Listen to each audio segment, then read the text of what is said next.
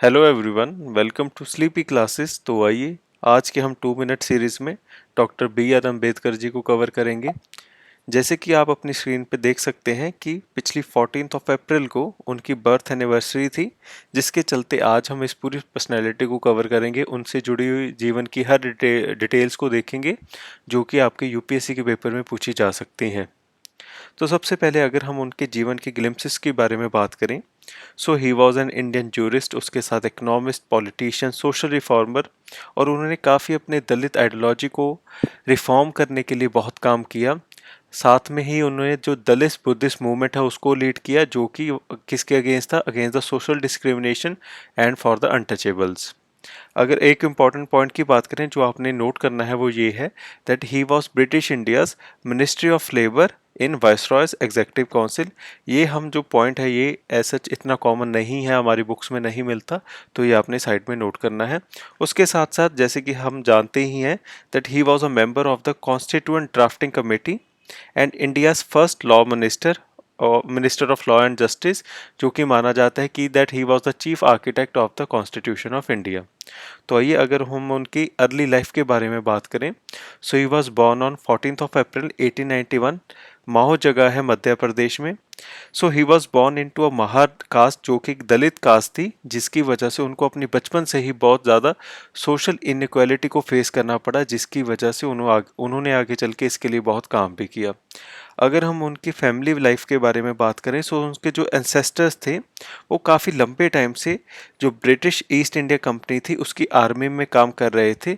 सो financially उनके पास इतना पैसा था कि वो स्कूलिंग के लिए अपने बच्चे को डाल सकें, एजुकेशन के लिए जा सके, जो कि उस टाइम पे जो अनटचेबल्स की सिचुएशन थी, जो उनकी फाइनेंशियल कंडीशन थी, कि कोई भी बच्चा अगर कोई लो कास्ट से आता था तो वो स्टडीज़ के लिए नहीं जा पाता था। और उनके पास ये बहुत बड़ी प्रिविलेज साबित हुई बी आर अम्बेडकर जी के पास कि वो स्टडीज़ के लिए जा पाए, और यही कारण बना आगे जाके कि वो अपनी कास्ट, अपनी कम्युनिटी के लिए इतना सारा काम कर पाए। अगर उनके स्कूल लाइफ की बात करें, क्योंकि वो डिप्रेस क्लास से बिलोंग करते थे, तो उन्होंने जो अपनी क्लास में बैठने का भी अधिकार नहीं दिया गया था, और अगर उन्होंने पढ़ना होता था तो उनको क्लास के बाहर बिठाया जाता था। और एक काफ़ी फेमस लाइन है उनके जीवन काल से कि नो पियन नो वाटर। वो अपनी ऑटोबायोग्राफी में बताते हैं, उनके ऑटोबायोग्राफी का नाम है वेटिंग फॉर अ वीज़ा। तो इसमें वो लिखते हैं कि जब भी कभी स्कूल में पीएन नहीं आया करता था तो पूरे दिन उनको बिना पानी के रहना पड़ता था, क्योंकि उनको खुद जो जो भी वेसल होता था, जो भी सोर्स ऑफ वाटर था, उसके पास जाने की आज़ादी नहीं थी। और जब भी उनको पानी चाहिए होता था तो कोई और इंसान उनको पानी ला के देता था, और वो भी बहुत सारी हाइट से गिरना पड़ता था पानी उनके लिए, ताकि वो पानी कंटेमिनेट ना हो जाए। तो ये सिचुएशन थी जिन सिचुएशंस में लड़के उन्होंने इतना पढ़ के अपने आप को प्रूव किया। और यही आपने उनसे सीखना है कि कोई भी आपकी लाइफ कंडीशन हो, कैसी भी सिचुएशन हो, उसको ओवरकम करके अपने अपनी लाइफ में अपना स्टेचर बड़ा करना है और अपने टारगेट को अचीव करना है। अगर हम उनके एजुकेशन स्कूलिंग की बात करें, सो 1897 में उन्होंने अपनी मार्टिकुलेशन पास की। कहाँ से? एल्फिनस्टोन हाई स्कूल है मुंबई में। उसके बाद 1912 में उन्होंने अपनी ग्रेजुएशन की डिग्री की in economics and political science from Bombay University. And in 1913 वो यूएस से मूव कर गए at the age of 22 for his post graduation education in Columbia University. ये जो पोस्ट ग्रेजुएशन की डिग्री उन्होंने हासिल की, ये उस टाइम के जो बड़ौदा के राजा थे उनके द्वारा इनको स्टेट स्कॉलरशिप मिली थी, जिसके ज़रिए ये जा पाए बाहर पढ़ने के लिए। और लास्ट में अक्टूबर 1916 में इन्होंने ग्रे इंस में अपना बार कोर्स के लिए अप्लाई किया, और उसके साथ साथ इकोनॉमिक्स की स्टडी में डॉक्टरेट करने के लिए, पीएचडी के लिए, ये लंदन स्कूल ऑफ इकोनॉमिक्स में इन्होंने एडमिशन ले ली। तो आप देख सकते हैं कि कोई भी कंडीशन रही, कोई भी सिचुएशन थी, इन्होंने कभी जो अपनी स्टडीज़ है उसको पीछे नहीं रखा, क्योंकि ये जानते थे कि अगर कोई भी बंदा एजुकेटेड है, वेल लर्नड है, तो उसके पास बहुत ही एक बड़ी पावर है, बहुत ही एक बड़ी प्रिविलेज आ जाएगी कि वो समाज में अपना कद ऊंचा कर सके, और उसके साथ साथ अपने साथ वालों का, अपनी सोसाइटी, अपनी कास्ट का, अपनी क्लास का, उसको भी सम्मान दिला सके। So he is a man to be inspired from.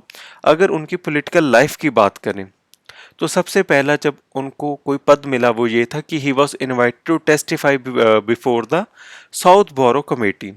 तो ये पॉइंट आपके प्रीलिम्स पॉइंट ऑफ व्यू से भी इंपॉर्टेंट है कि साउथ बोरो कमेटी किसके लिए थी, which was preparing for the Government of India Act 1919। तो ये पॉइंट आपने साइड में नोट कर लेना है। और यहाँ पर जाके इन्होंने सबसे पहली बार अपनी डिमांड रखी for the separate electorates and reservation for untouchables. तो ये इंपॉर्टेंट पॉइंट है कि सबसे पहली बार उन्होंने जो अपनी डिमांड थी सेपरेट इलेक्टोरेट्स की कहाँ पर रखी थी। So it was before the Southborough Committee which was preparing for the Government of India Act 1919। उसके बाद इन्होंने इसी प्रोसेस को एम्पलीफाई करने के लिए कि सेपरेट इलेक्टोरेट्स होने चाहिए डिप्रेस क्लासेस के लिए, इन्होंने एक वीकली न्यूज़पेपर भी निकाला जिसका नाम था मूकनायक। उसके बाद ये बहिष्कृत हितकर्नी सभा निकालते हैं to improve education and socio economic development of the depressed classes, ये पक्का से आपने पढ़ा होगा। एंड इन 1925 इनको अपॉइंट किया जाता है बॉम्बे प्रेसिडेंसी कमेटी के द्वारा to work with the all European Simon Commission in 1925। क्योंकि इस टाइम तक इनको कद बहुत ऊंचा हो चुका था, ये एज अ पॉलिटिकली क्लेम मिल चुका था इनको, तो इनको बॉम्बे प्रेसिडेंसी के द्वारा अपॉइंट किया गया साइमन कमीशन में काम करने के लिए। तो ये पॉइंट्स आपने नोट कर लेने हैं साइड में जो भी आपके लिए नए हैं। उसके बाद अगर हम कास्ट स्ट्रगल की बात करें, सो 1927 में ये सबसे पहले एक महाड़ सत्याग्रह निकालते हैं। ये किस चीज़ के लिए था, क्योंकि जो महाड़ में जो कॉमन टैंक था, वाटर टैंक, वहाँ पर जो अनटचेबल्स थे, जो डिप्रेस क्लासेस थे, उनको पानी भरने की आज़ादी नहीं थी, उनको किसी से परमिशन लेनी पड़ती थी या फिर कोई और उच्च जाति का इंसान उनके लिए पानी भरता था। तो इसके अगेंस्ट उन्होंने सत्याग्रह निकाला in order to draw water from the main tank of the town. ये बात हो गई। उसके बाद 1927 में उन्होंने अपने फॉलोअर्स के साथ इन थाउजेंड्स ऑफ नंबर जो मनुस्मृति है जहाँ पे ये सारा 4 वर्ण का सिस्टम दिया गया है उसकी कॉपीज को बर्न किया as a protest against the ongoing जो हमारे कास्ट और क्लास क्लासिफिकेशन बन चुकी है हमारी सोसाइटी में उसके अगेंस्ट। और 1930s में उन्होंने कलाराम टेम्पल मूवमेंट निकाला। अगर मैं कलाराम टेम्पल की बात करूं तो ये नासिक में है। और इसका नाम जो कलाराम क्यों है, क्योंकि यहाँ पर राम जी की एक काले रंग की मूर्ति है जिसकी वजह से इसका नाम पड़ गया कलाराम टेम्पल मूवमेंट। इसमें क्या था कि जो भी डिप्रेस क्लासेस थे उनको जाना अलाउड नहीं था, सिर्फ अपर कास्ट हिंदूज को ही जाना अलाउड था। तो उसके अगेंस्ट में इन्होंने ये कलाराम टेम्पल मूवमेंट चलाई। सो आई होप अब आपको ये चीज़ें ध्यान में रहेंगी।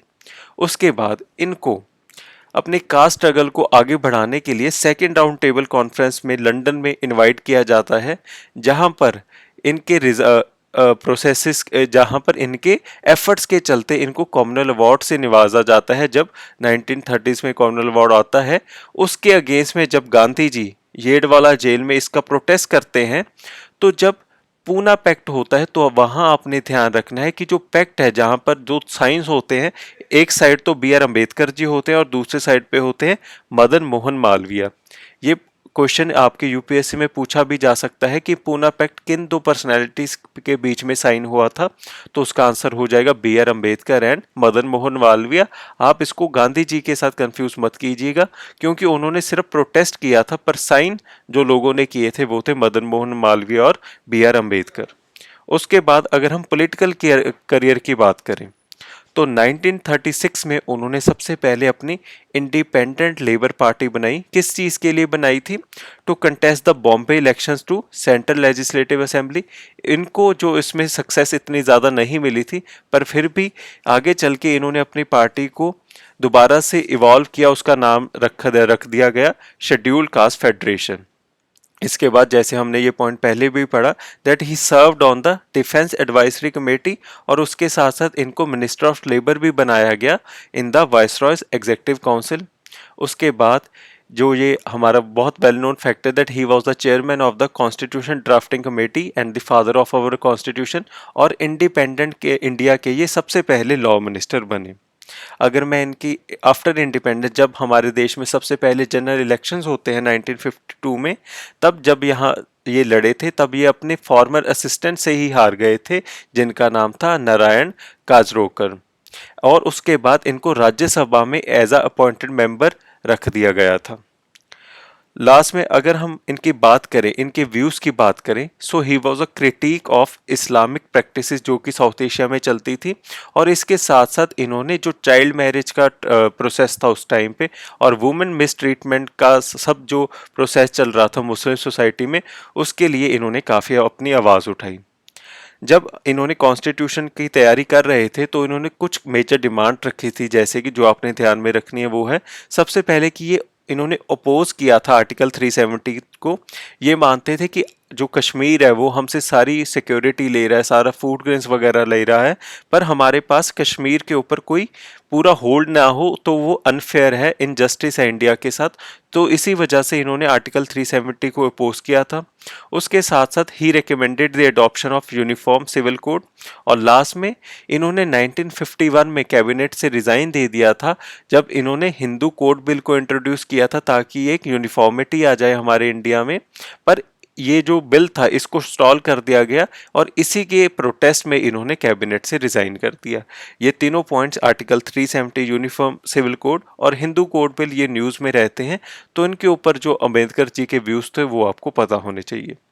उसके बाद अगर हम इनके इकोनॉमिक्स करियर की बात करें तो ये माना जाता है कि ये सबसे पहले इंडियन थे जिन्होंने एक डॉक्टरेट की डिग्री हासिल की, जिन्होंने पीएचडी की इकोनॉमिक्स में, वो भी अब्रॉड से। तो ये पॉइंट आपने नोट कर लेना है। इसके बाद इन्होंने 3 बुक्स लिखी इकोनॉमिक्स के ऊपर। अगर उनका नाम की मैं बात करूं तो सबसे पहली है administration and finance of the east Indian company, दूसरे नंबर पे the evolution of provincial finance in British India, और तीसरे नंबर पे the problem of rupee, its origin and it's solution. So in case कभी आपको ये पॉइंट्स में आ जाए तो अब आपको पता है कि हाँ, इकोनॉमिक्स पे भी उन्होंने काफ़ी काम किया था। और माना जाता है कि जो अमर्त्य सेन है, जो काफ़ी वेल नोन इकोनॉमिस्ट हैं, वो अंबेडकर जी को as a father of my economy मानते हैं। तो ये भी पॉइंट आप ध्यान में रख सकते हैं। और जो रिजर्व बैंक ऑफ इंडिया बना हमारा, उसको माना जाता है कि ये अंबेडकर जी के आइडियाज पे ही बना था, जो कि उन्होंने प्रेजेंट किए थे in front of the Hilton young commission. तो काफ़ी इकोनॉमिक्स में भी उनकी अचीवमेंट्स हैं जो कि हमारे बुक्स में, हमारी जो हिस्ट्री की बुक्स में उसमें नहीं बताई जाती। तो ये चीज़ें आपने ध्यान में रखनी है।